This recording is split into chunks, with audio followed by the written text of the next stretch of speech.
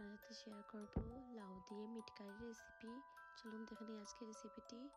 প্রথমে আমি 1/3 কাপ তেল দিয়ে দেব। যখন তেল গরম হয়ে আসবে তখন 1.5 কাপ পেঁয়াজ দিয়ে দেব।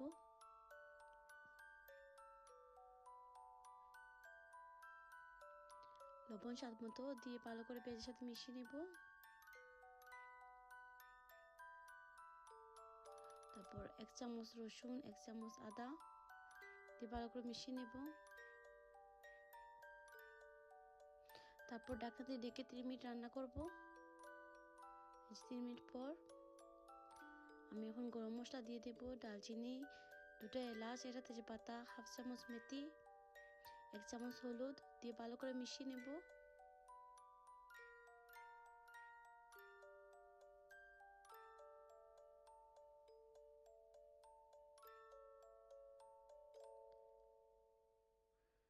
যখন হলুদগুলো মিশে আসবে তখন 1 কেজি মিট দিয়ে দেব। এগুলো পেটির মাংস। ভালো করে মশলার সাথে মিশিয়ে নেব।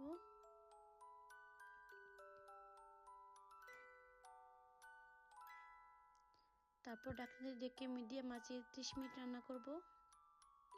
30 মিনিট পরেই যে আমার মিটগুলো সিদ্ধ হয়ে এসেছে, তখন আমি দিয়ে দেব 1.5 চামচ মরিচ, 1/2 চামচ ধনিয়া, 1/2 চামচ জিরা, 1/2 চামচ গরম মশলা গুঁড়া দিয়ে মশলাগুলো ভালো করে মিশিয়ে নেব।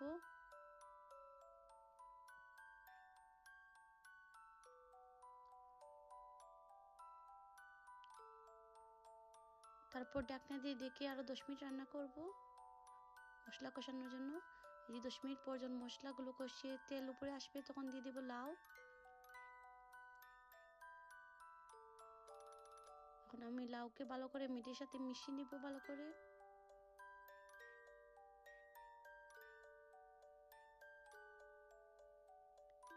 এই যে এখন আমি ঢাকনা দিয়ে ঢেকে আরো 15 মিনিট রান্না করব মিডিয়াম আঁচে। 15 মিনিট পর আমি 1 কাপ পানি দিয়ে দেব।